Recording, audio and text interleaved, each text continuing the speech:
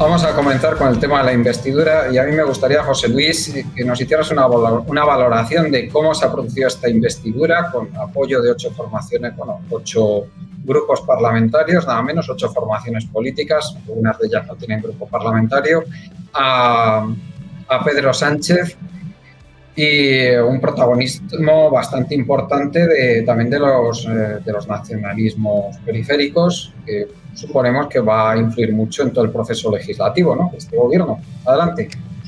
Bueno, yo creo que ha sido una investidura que ha demostrado hasta cierto punto la inanidad de la estrategia llevada por el Partido Popular y por Vox en el último mes, es decir, esa estrategia de la tensión encaminada a deslegitimar el resultado. Al final tenemos los 179 votos que representan una mayoría más holgada que la que tuvo en su momento Aznar en su segunda candidatura o su segunda investidura, que la que tuvo Rajoy o que la que tuvo en su momento Zapatero. Es decir, es una mayoría bastante holgada y mayor incluso que la que tuvo Pedro Sánchez en sus anteriores investiduras. Yo creo que lo que se está viendo aquí, y es una cosa que no había llegado del todo a nuestro estado, pero que es bastante evidente que está sucediendo en todo el mundo, es lo mismo que se está viendo en Chile, que se está viendo en Argentina, que se está viendo en Brasil, que se está viendo en Estados Unidos y que se ha visto muy reiteradamente en diversos países de Europa. El viejo mundo del bipartidismo, que se constituyó después de la Segunda Guerra Mundial, ese gran pacto entre las élites que conformaba un turnismo bastante sosegado y parlamentario entre, por un lado, una candidatura conservadora y por otro lado una candidatura progresista, que normalmente era socialdemócrata, y que había constituido también el armazón del régimen del 78 hasta la actualidad, que constituía un poco la idea base sobre la que se había estructurado la ley orgánica electoral y sobre la que se había estructurado el consenso de la transición. Pues es un viejo mundo que está en plena cuestión en estos momentos porque nos enfrentamos a un escenario radicalmente transformado. ¿Y a qué me refiero con esto? Pues que en un lugar del cuadrilátero político tenemos un frente democrático progresista, podríamos decir, que abarca a los antiguos socialdemócratas, pero que también está abarcando en estos momentos también a parte de la derecha, a la parte más civilizada de la derecha. Esto lo estamos viendo, por ejemplo, tanto en Francia como lo estamos viendo en Polonia, donde Donald Tusk ha encabezado la candidatura democrática, ciudadanista, como queramos llamarla, progresista, aunque no sería propiamente progresista porque es un tipo muy conservador. Frente a ese frente, digamos, democrático progresista que reactualiza o intenta reactualizar ese gran pacto histórico que se constituyó después de la Segunda Guerra Mundial, lo que tenemos es un frente de derechas que ha sido hegemonizado básicamente culturalmente, políticamente, socialmente por la extrema derecha, que está apostando por medidas de ruptura, por medidas de fuerza, de ruptura del equilibrio anterior. En ese camino está deslegitimando los propios resultados democráticos. Es algo que ha pasado en Estados Unidos, es algo que ha pasado en Brasil, es algo que está pasando ahora mismo aquí. Es decir, en estos momentos se está poniendo en cuestión el resultado de las elecciones del 23J y se está poniendo encima de la mesa que tiene que haber algún tipo de medida de fuerza de los sectores de los poderes fácticos, sea del ejército, etcétera, etcétera. Y desde esa apuesta pues se genera un escenario político completamente nuevo, que yo creo que ese es el problema fundamental. Y el problema fundamental está en la derecha. O sea, el problema fundamental, la incógnita fundamental para los próximos meses, para los próximos años, está en qué camino va a tomar la derecha tradicional, la derecha conservadora, la gran masa de votantes de derecha conservadora que no muchas veces no quieren aventuras y tal, pero que al mismo tiempo están bajo el influjo de ese poder mediático de la ultraderecha y de ese poder discursivo de la ultraderecha, y hacia dónde van a ir, por qué van a apostar. Van a apostar por una dinámica de ruptura, van a echarse en brazos de la ultraderecha, o van a apostar por la reconstitución del bipartidismo y por la reaparición de una derecha moderada que sepa llevar en cierta manera esa dinámica de recomposición del régimen del 78 que está impulsando el Partido Socialista, ¿no? Yo creo que este es el elemento fundamental. Pero José Luis, ¿a qué crees que se debe el que haya surgido esta radicalización en la derecha respecto a lo que estábamos acostumbrados, que era esa derecha más moderada? Ya sabemos que esto era un fenómeno que a veces en España había tenido sus problemas, ¿no? Como la segunda legislatura de Aznar, que fue bastante problemática, ¿no? Pero, en fin, esto que es un fenómeno internacional, esta radicalización de la derecha, y que en España ya parece que ha llegado con mucha fuerza también, ¿A qué crees que se debe? Porque esto debe tener alguna causa también de tipo social. Porque sí que yo, por lo que he leído el mismo CIS en sus barómetros lo refleja, hay una radicalización muy fuerte, especialmente de los varones jóvenes, menores de 35 años. Hay muchos más varones jóvenes que antes eran pues personas que se situaban en el espectro de derecha moderada y que ahora resulta que hay muchos más que están en el espectro de derecha radical, ahí en el 9-10 de escala ideológica, según el CIS. Antes estaban en el entorno del 6-7.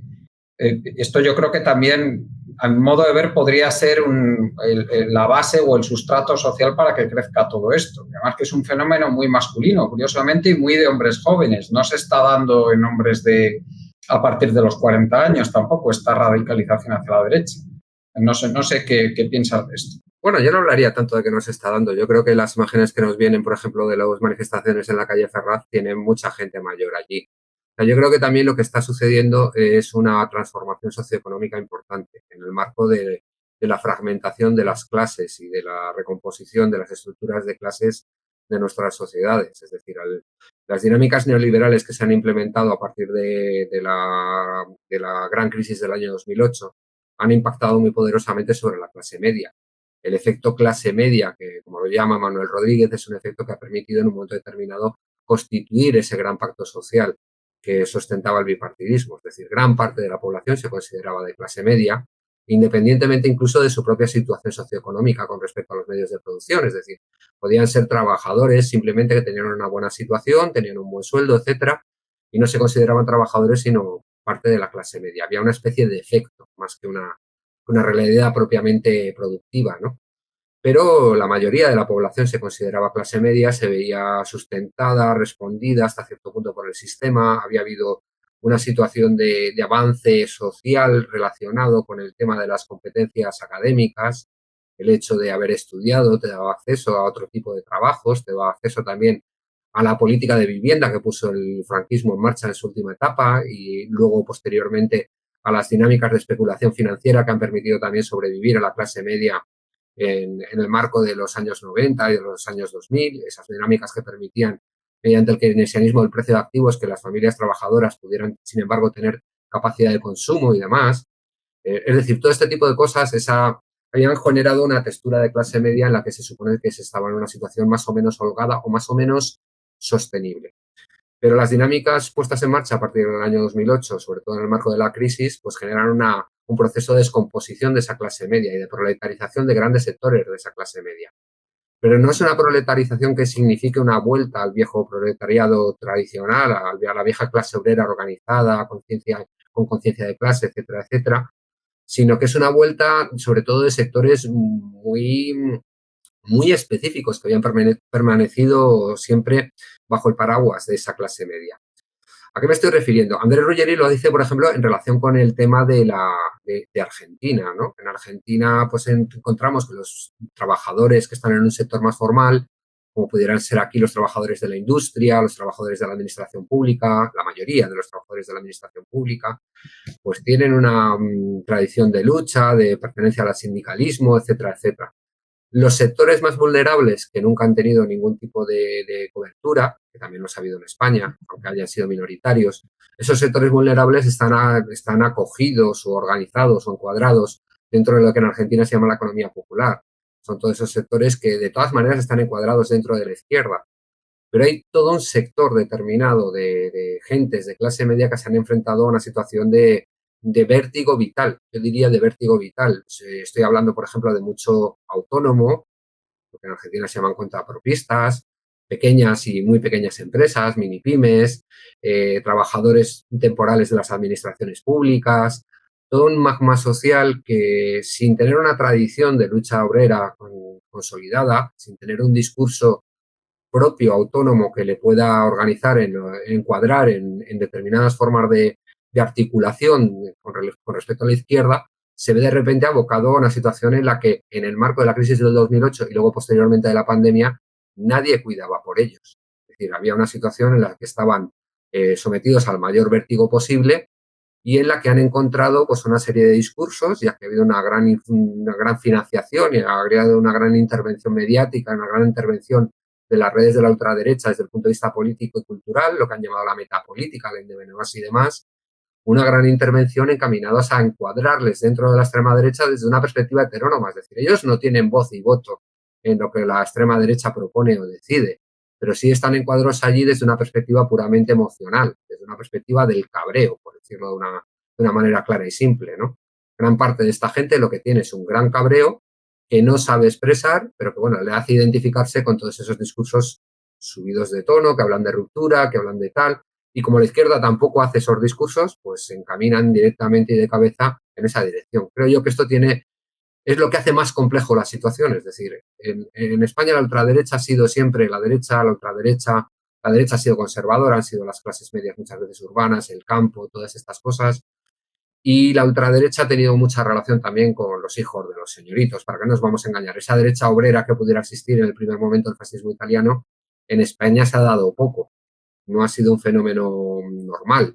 Sin embargo, aquí lo que encontramos es una trama popular, aunque parezca que no. Yo creo que lo que estamos viendo en las últimas semanas es que hay una trama popular. Teniendo en cuenta que ese pueblo del que estamos hablando, o sea, el sector del pueblo, es un sector del pueblo muy desorganizado, sin un discurso coherente, sin unas tradiciones de lucha coherentes, etcétera, etcétera. Si nos encontramos con sectores de autónomos que nunca han estado sindicalizados, que nunca han estado dentro del paraguas del viejo movimiento comunista o del viejo movimiento obrero, que ahora se ven en una situación de proletarización extrema, pues su apuesta ideológica está en juego, está abierta, está en una situación muy, muy, muy inestable. Bueno, Nacho, ¿nos puedes hacer una valoración de la investidura? Luego ya, si quieres, pasamos a hablar de todo este fenómeno de radicalización del ala derecha del espectro político español. Sí, a ver, sobre todo hay una cosa que me llamó la atención de ciertos debates que de alguna manera se estuvieron moviendo en redes y se estaba hablando de decir, bueno, el régimen del 78 se acabó. No estoy de acuerdo, quiero decir, pienso que como tal evolucionó. Y además se consiguió algo que hasta hace bastante tiempo no se conseguía, que era reintegrar a los partidos catalanes dentro de la gobernabilidad, vamos a decir. Eso hacía mucho que no se veía, ¿no? Entonces, que el movimiento del 78 evolucionó, sí, pero que se acabó, que se agotó, yo no lo veo. Al menos desde mi humilde punto de vista. Yo tampoco lo veo. Esto es para mí es una nueva recomposición del régimen, igual que lo vimos con la aplicación de Juan Carlos, luego como se vio cuando se integró Podemos también en el régimen en 2015, bueno, en fin, una serie de cosas. Bueno, pero vamos. Tal cual. Y veo que por donde se puede estar rompiendo es por el sector más a la derecha. O sea, eso es en todo caso el elemento disruptivo que de alguna manera está empezando a romper todo lo demás. Hay una cosa con la que me quiero quedar, ¿no? Que me dio por mirar la prensa alemana después de la investidura y me llamó mucho la atención que en la prensa alemana, si te ibas desde el Bild, que sé que está más a la derecha, sensacionalista y tal, y te vas al Der Welt, que sería el que está más a la izquierda, por así decirlo, como que había un consenso de que todos estaban contentos con la investidura y lo que había sucedido, ¿no? Entonces me dio por mirar lo que mencionaban los diferentes medios alemanes y me chocó. O sea, se estaban recogiendo declaraciones de políticos alemanes, sucesos que habían ocurrido, en fin. Entonces, la primera a la frente, ¿no? Ursula von der Leyen en 2016, tras la condecoración de la División Azul, esto lo estuvieron mencionando prácticamente todos los periódicos, ¿no? O sea, una bofetada a la cara a las víctimas del fascismo, una señal de que España no había aprendido las lecciones del fascismo. También recordaban que en el 2018 Olaf Scholz, vicepresidente de los demócratas cristianos alemanes y el actual canciller, tras los acuerdos del PP con Vox, dijo que, bueno, que el partido había hecho demasiados compromisos con la extrema derecha. También recuerda en el 2020 la presidenta del Partido Verde Alemán, que es la actual ministra de Exteriores, tras una votación de condena del fascismo, en la Eurocámara, donde los populares españoles votaron en contra. Es decir, un partido así no puede ser socio fiable de la democracia europea. También recordaban muy recientemente, el año 2022, la presidenta del Partido Verde, en ese momento ya como ministra de Exteriores alemán, tras la votación contra el PP por la ley de memoria democrática, dice que es un partido que no puede ser garante de la democracia en España, refiriéndose al Partido Popular. Y también menciona que la ley se quedaba corta. Y muy recientemente, Manfred Weber, que es el presidente del Partido Popular Europeo, se mostraba preocupado por estas manifestaciones en Ferraz y estas manifestaciones en contra de lo que se presumía ser un gobierno electo y legítimo. Decía, me preocupa aún más que los populares españoles no compartan esta visión. Inclusive el Frankfurter Allgemeine daba una lista de países que penan con cárcel la apología del fascismo, que son, además de Alemania, Austria, Bélgica, Bulgaria, Chipre, Croacia, Dinamarca, Eslovaquia, Eslovenia, Estonia, Finlandia, Francia, Grecia, Hungría, Italia, Letonia y Lituania. Luxemburgo, Países Bajos, Rumanía, Serbia, Suecia y Suiza. Y países donde solamente hay penas de multas, Irlanda, Islandia, Malta y muy recientemente España. Uh-huh. Y también me recordaba el Der Wade, en este caso, que la investidura supone más de la mitad de los votos emitidos en las últimas elecciones y calificó directamente de delirante la afirmación de que España es una dictadura. O sea, como diciendo, este es el argumento que está llegando por parte de la derecha y te están diciendo esto una locura. Delirante, claro.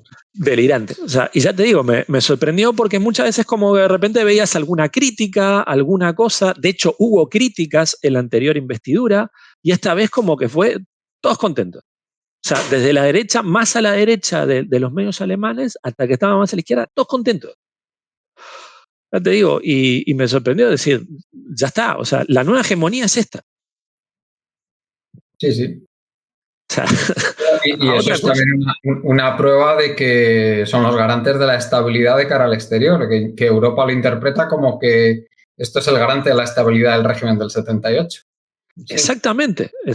Y esa es la imagen que viene de Alemania. O sea, sí. Que inclusive hace relativamente poco también estuve mirando de la prensa alemana, el Der Spiegel concretamente mencionaba que uno de los problemas que tiene con este ruido que está haciendo la ultraderecha en España es que en ningún momento hubo nada parecido a los juicios de Nuremberg y en ningún momento hubo más que impunidad por parte de todos los crímenes que se cometieron durante todo ese periodo.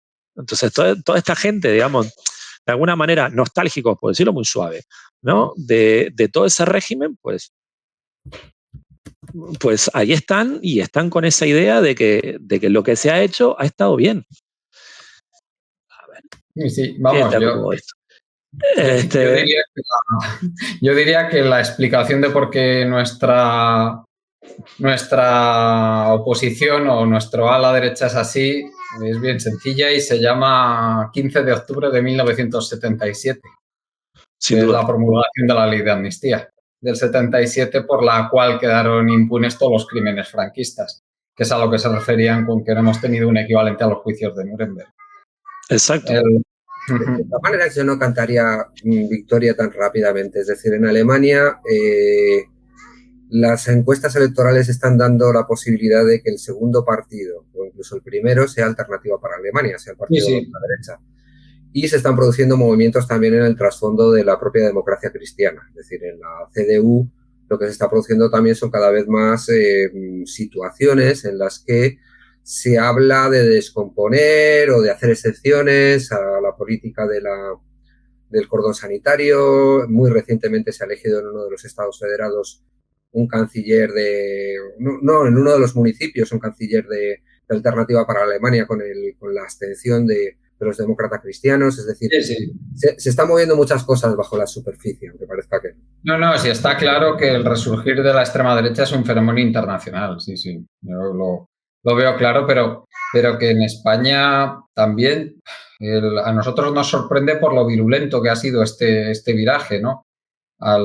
Y cómo se ha manifestado de cara a esta investidura. Yo creo que es lo que a mí me resulta más chocante y más sorprendente, ¿no? Y no parece que vaya a ser flor de un día tampoco, ¿eh? Ya veremos mañana. Yo creo que también no lo pueden comprender. Es decir, gran parte de la gente de la derecha tradicional, que viene precisamente del franquismo, de la cultura franquista, de familias franquistas, etcétera, que vio esa situación de reforma del franquismo en que consistió el régimen del 78, no puede comprender que ellos estén vetando algo y sin embargo se vaya a hacer. Es algo que nunca ha pasado. O sea, el Partido Socialista, incluso cuando ha gobernado, ha respetado que los otros les vetaran lo que tuvieran que... O sea, que ha respetado los vetos que les ponía a la derecha. Y ahora ya no lo pueden entender, no lo pueden comprender, que esto pueda suceder. ¿Y por qué crees que ha pasado, José Luis? El que esta vez no haya cedido el PSOE a las presiones de toda ala derecha de la sociedad española y del poder español. Pues yo creo que lo que estaba contando Nacho, y que también tiene que ver con lo que pasó durante la investidura con la bolsa española, que subió ligeramente, pero subió. O sea, hay una parte de la clase dirigente que ve con simpatía o que ve con una salida racional el reabsorber a los catalanes en el régimen del 78. Y por lo tanto no ve esto como un desastre, ni como un asalto al abismo, ni como una cosa extrañísima. Bueno, y de hecho toda la clase dirigente vasca y catalana creo que está por la labor de eso, porque no es bueno para los negocios. El Círculo de Economía de Cataluña, Foment del Treball y todas estas organizaciones empresariales catalanas, los días anteriores a la investidura se manifestaron por o al acuerdo de amnistía, más que a la investidura, se manifestaron por el acuerdo de amnistía. Sí, yo también estoy convencido de que el tema va por ahí también. Luego, ¿tú crees, José Luis, que cuál crees que puede ser la evolución de la derecha en España a partir de esto? Porque yo veo dos escenarios. El primero es que el Partido Popular pues adoptara una deriva más moderada, como has dicho tú antes, y empezara acercarse pasado un poco de tiempo, unos meses o tal vez algo más a las derechas catalana y vasca, que son sus aliados naturales, ¿no? Pero claro, yo ahí veo un problema muy, muy grave y es que tiene a Vox a la derecha y yo sí que no veo posibilidades de un acuerdo entre Vox y las derechas nacionalistas a día de hoy. No sé tú cómo lo ves. Y entonces las posibilidades de formar un gobierno en el que estuviera Vox y estuvieran las derechas nacionalistas, yo lo veo pues inviable en ningún escenario plausible a día de hoy. Y luego la otra posibilidad es que haya una radicalización cada vez mayor y que continúe esta política de enfrentamiento con el otro bloque, que como tú llamabas antes, creo muy acertadamente, podría ser el bloque democrático o el bloque de continuación del régimen del 78. ¿Cómo lo ves?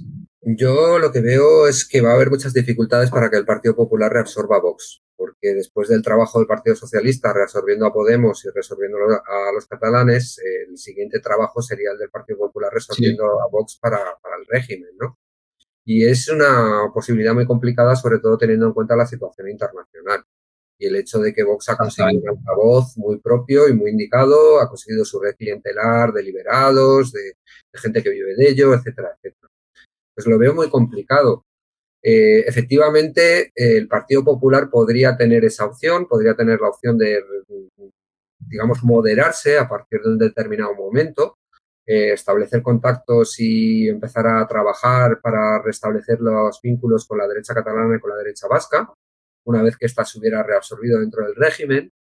Pero al mismo tiempo, el problema fundamental que yo veo para eso es que la presión desde Vox es tremenda. Sí. Y que además yo no descartaría en los próximos meses nuevas turbulencias. Es decir, el hecho de que ahora se haya aprobado la investidura y que incluso se haya aprobado con 179 votos, no dejaría fuera de lo posible pues algún tipo de maniobra judicial como la que se hizo con Lula en Brasil, como la que posiblemente se ha hecho con Antonio Costa en Portugal, porque las cosas en Portugal también están muy espesas y no queda nada claro qué es lo que ha pasado. Y yo no descartaría una cosa así porque la derecha judicial también es una derecha muy potente. Es decir, el control que tiene el aparato judicial la derecha y sectores muy de derechas dentro de la derecha pues da pie o da posibilidad técnica para que eso pueda ocurrir. Sí, sí, además yo creo que la operación de liquidación de Vox no tiene visor de salir adelante. Sí que veo un debilitamiento de Vox, pero es que al Partido Popular no le vale un Vox con un 6 o un 7% de votos tampoco, porque tampoco podría gobernar. O sea, posiblemente menos todavía en la situación actual por el tema de la circunscripción provincial, la ley DONT, etcétera. Nacho, ¿tú cómo ves el escenario de cara al futuro de la derecha española? A ver, antes que nada creo que cabe mencionar un detalle importante, ¿no? Aquí se están juntando dos cosas. Por un lado está esa derecha, vamos a decir, que viene del franquismo, de esta gente mayor que mencionaba José Luis, que se les está viendo en Ferraz y se les está viendo moviéndose por ahí, gente que de alguna manera nostálgicos de todo ese periodo franquista, ¿no? Y por otro lado se está juntando todo este núcleo, digamos, de gente muy joven que está entrando dentro de ese territorio. Y es algo que esto, a ver, no lo digo yo, esto lo dice Cambridge Analytica, que fueron los que estuvieron haciendo este trabajo, digamos, de prospección para Donald Trump, y más o menos le estuvieron guiando el discurso, ¿no? Hay una serie de elementos que mencionó Cambridge Analytica que son bastante interesantes, ¿no? Y uno de los elementos que dijo, bueno, mira, una de las cosas que nosotros tenemos que atacar es la manosfera. Por la manosfera, ¿qué tenemos que entender? Sería todo ese grupo, digamos, dentro de redes, vamos a decir, donde hay digamos, un machismo herido por el crecimiento del feminismo, por el crecimiento del movimiento LGTBI, y que de alguna manera empieza a ser contestatario de todo eso, ¿no? O sea, hay ciertos elementos que se empiezan a repetir dentro de esa manosfera y que de alguna manera se fueron integrando a ese discurso de Donald Trump. Por ejemplo, cuando él se refiere a la generación de cristal, que está hablando, no, porque fíjate, sí, la generación de cristal, no sé qué, y la generación de cristal, que sería toda esa gente, digamos, que no vamos a decir progresista, sino que acepta la llegada del feminismo, acepta la llegada del movimiento LGTBI, que entiende que la sociedad es un poco más plural y como todo movimiento digamos, conservador, siempre la idea es homogeneizar, no es, o sea, que la sociedad tiene que ser lo más homogénea posible, no tiene que ser heterogénea, ¿no? Y no puede haber heterogeneidad dentro del conservadurismo, ¿no?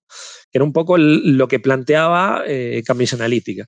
Y es algo que aquí se está viendo, y sobre todo se está viendo mucho en youtubers españoles, muchísimos youtubers españoles que caen en esos tópicos, que te hablan de, sobre todo, ¿por qué? Porque también da la casualidad que muchos youtubers en España eran humoristas y venían de un humor muy rancio y cada vez se fue más contestatario con ese humor, con esa forma de hacer contenidos, y de alguna manera ven que esos contenidos ahora son cada vez más restringidos, empiezan a tener más problemas, empiezan a tener una actitud cada vez más reaccionaria, y quiero decir, hay mucha gente que les sigue a todos estos creadores de contenido, muchísima gente. Y sobre todo los que de alguna manera se identifican con ese mensaje de decir, no, porque estos son unos ofendiditos, a mí me interesa el seguir con ese humor que se hacía anteriormente, me interesa los códigos que se dejaron de repente al principio del año 2000, no sé, como que hay un poco esa mentalidad, y hay como cierta bronca, por así decirlo, con este mundo que está cambiando muy deprisa, y hay gente que no lo ha aceptado. Y casualmente son personas muy jóvenes, que de repente con padres también muy jóvenes, que ven todo eso y dicen, ay, no, fíjate, la generación de cristal, y ese discurso les ha calado. ¿Por qué insisto tanto en lo del tema de la generación de cristal? Porque era de los bullets que ponía Cambridge Analytica era el primero, ¿no? Es decir, como que sobre esto hay que insistir, ¿no? Sobre este tema. Y ahí como que empiezan a converger estos dos. O sea, toda esta gente que viene de la manoesfera y por otro lado todos los que vienen del franquismo.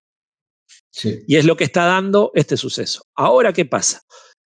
Por información que se va soltando en redes sociales y a su vez quejas que están habiendo por parte de la manoesfera a gente de Vox, lo que yo me atrevo a decir que ahora mismo la manoesfera está descontrolada, nadie la controla. Sí. Que hay alguna gente dentro de Vox que de alguna manera tiene más o menos afinidad con la gente cercana a la manoesfera, sí. Ahora, agitadores sobre todo, que como que se los ha dejado por su cuenta de riesgo, tipo gente como Albice y tal, que de alguna manera eran unos outsiders y se empezaron a acercar cada vez más a posturas de ultraderecha. Y este tipo tiene cierto peso en 4chan, tiene cierto peso en canales de Telegram, tiene cierto peso también, yo qué sé, en forocoches y de estos sitios, digamos, de la manoesfera más cercanos dentro de España. Y lo cierto es que hay un absoluto descontrol. No sé por dónde pueden venir los tiros. Sí, y yo creo que totalmente. si viene lo peligroso, va a venir por ahí porque esta gente no la controla nadie. Sí, sí, sí. Bueno, hemos tenido episodios, yo creo que impagables, como el intento de acampada de uno de los miembros destacados de la manoesfera, Rubén Gisbert, ahí en el Congreso, el domingo pasado o el sábado pasado.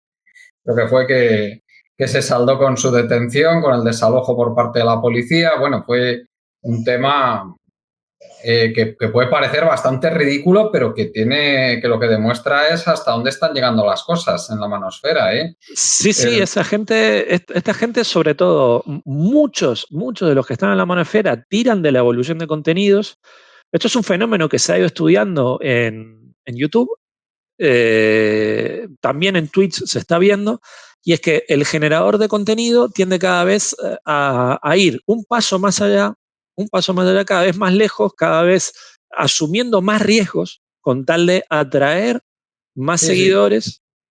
No. Y es algo que le ha pasado a muchísimos youtubers, el dejarse llevar, ¿no? Fíjate que lo conocerás mejor que yo, Nacho, que por ejemplo Rubén Gisbert debe andar en número de visualizaciones más o menos igual o incluso más que pueda tener Canal Red. Y es un tío con un iPhone, básicamente, grabándose. O sea, sí. Y Canal Red tiene una infraestructura de 20 y tantas personas ahora mismo, creo. Claro. O sea Sí. O sea, esta gente, digamos, ha conectado en su momento. Yo, a ver, me inclino a pensar un poco por lo que mencionan, o al menos si vas a prospección de datos. O sea, por lo que parece, esta gente no se estaba identificando con la manoesfera y como que en algún momento tuvieron algún pic, o como que algo les hizo clic. Y de alguna manera empezaron a converger con toda esta idea de la manoesfera, con toda esta idea de... El tema de la manosfera en España es una cosa curiosa porque la red anglosajona más conocida que la has mencionado, que es 4chan, pero es que 4chan se fundó varios meses después que Forocoches, ¿eh? O sea, es una cosa curiosa. O sea, que y todos los códigos de la manosfera que se han ido generando en estas redes sociales es una cosa sorprendente cómo todo esto se fue formando en la primera década del siglo, ¿eh? Y ya entrada la segunda década del siglo ya era un corpus que a alguien que con formación política le puede parecer bastante absurdo, pero para ellos tiene sentido. Y forma un corpus ideológico muy peligroso, además, en gente con poca formación, pues cala muy profundamente, ¿eh? Y gente pues que procede de esos sustratos sociales que nos ha comentado antes José Luis. Y yo creo que por ahí se va a forjar buena parte del futuro de la ultraderecha, como has dicho, ¿eh? Estoy muy de acuerdo contigo, Nacho. Sí. O sea, ahí el tema es quién llega a capitalizar la manosfera. Sí. Y una de las cosas que llamó la atención, o sea, un intento de capitalización de la manosfera, por ejemplo, en Brasil, donde directamente una parte de no me acuerdo si era el segundo o el tercero de Bolsonaro, ya hablando de defender posturas ya directamente del movimiento incel, si es que se le puede llamar movimiento o por así decirlo. Que digamos que estas son los célibes involuntarios de los que hemos hablado aquí alguna vez también, que es una parte de la manosfera, además que yo creo muy peligrosa. Es una parte bastante importante de la manosfera, sí, sin duda. Y además que ahora... radicalmente antifeministas, o sea, es un tema, yo lo veo, gente, a mí me asusta bastante esta gente, por la forma que tiene de pensar, por las derivas ideológicas que tienen, que como tú bien dices, están convergiendo con la ultraderecha, con toda esa tradición franquista que arrastramos en España. Y bueno, ya veremos a dónde nos llega, a dónde nos lleva todo esto. En fin, bueno, José Luis, no sé si quieres comentar algo sobre esto antes de pasar a analizar la situación en la que está la izquierda, por otra parte. Sí, yo creo que básicamente esto tiene que ver también con lo que decía antes de la transformación social y de la estructura de clases en nuestras sociedades. Que lo que se está haciendo es un proceso de recomposición de las clases que implica una fragmentación, sobre todo un proceso de fragmentación muy grande. Ha habido una desaparición a partir de que se pone en marcha ese efecto de la clase media. Desaparecen las comunidades obreras tradicionales, también desaparecen las comunidades agrarias tradicionales en el proceso de industrialización, en el proceso de emergencia de todo esto. Y lo último que ha desaparecido como foro público era aquella marco que podíamos llamar de la sociedad civil, el marco comunicativo, el marco mediático de la sociedad civil, ese espacio en el que todos veíamos 2, 3 canales de televisión, leíamos 3, 4 o 5 periódicos y digamos que la discusión pública estaba ahí y era la misma discusión pública para todos. Yo creo que es lo esencial. Al fin y al cabo, y se decidía de una manera que obviamente era funcional al sistema las más de las veces, pero se decidía que era relevante, que se podía discutir, qué cosas implicaban un debate público, etcétera, etcétera. Eso se ha descompuesto absolutamente con el proceso de fragmentación social, por un lado, que ha venido acompañado de la fragmentación de las clases, de la clase media, pero también ha venido acompañado de la fragmentación de los públicos consumidores. En el marco del marketing eso está muy estudiado también, la individualización de los productos, la producción just in time, todo este tipo de cosas, ¿no? Y la generación de las burbujas en las redes sociales. Es decir, cada red social ahora estructura su propio discurso, indica lo que es relevante para sus miembros. Son los algoritmos de Meta o de Twitter los que deciden en qué red social te vas a ver ubicado y qué tipo de mensajes directamente vas a recibir. Y los mensajes que se reciben en la manosfera no son obviamente los mismos, o lo que se considera relevante allí no son obviamente los mismos que se reciben en otros ámbitos sociales, ¿no? Pues ya no hay un discurso común sobre el que todos giramos y sobre el que todos estamos opinando, sino que hay una serie de realidades, casi diría que autistas, enfrentadas entre sí, ¿no? Y entonces eso también es muy preocupante porque genera ese caldo de cultivo también en el que se ha perdido, y estos son los elementos fundamentales, toda cultura del diálogo. Pero José Luis, si me permites, yo sí que sabiendo que existen bastantes trabajos en el sentido que tú dices, yo también he leído algún trabajo que apunta a que no son tan impermeables las diferentes burbujas que hay en las redes sociales, y que sí que existe cierta exposición a los mensajes de gente que piensa diferente. Lo que ocurre es que esa exposición al final en lo que redunda es que en que se extreme aún más el mensaje y el discurso de quienes lo reciben. Eso es lo que yo veo que está... por lo que yo he leído, que tampoco digo que eso sea la verdad. Una abrupta caída de todo lo que socialmente se consideraba la cultura del debate. Es decir, yo creo que solo hay que ver las tertulias hoy en día televisivas en los medios de comunicación. Cualquier comparación de una tertulia actual con los programas de La Clave en los inicios de la transición, pues llevaría a meter la cabeza debajo de la mesa. Es decir, ya la gente tiene por hecho que de lo que se trata en un debate básicamente es de hacerse con la razón, no de debatir, sino de que tus posiciones queden por encima de las de los demás, y que además pues ya ni se respeta el turno de palabras, se utilizan toda una serie de... Porque en esto sí creo que ha contribuido mucho la cultura que se desarrolló en el marco de los comentarios en Internet en su momento, en los blogs, en las páginas web, etcétera, que ha ido desembocando en todo esto de la manosfera también. Toda esa cultura que implicaba que cualquier tipo de argumentación es válida. aunque sean argumentaciones que ya no tengan ningún fundamento lógico, sean argumentaciones ad hominem absolutamente, que sean argumentaciones que no respetan ningún tipo de racionalidad compartida. Se trata única y exclusivamente de colocar mi discurso más visible que el tuyo, por decirlo de alguna manera.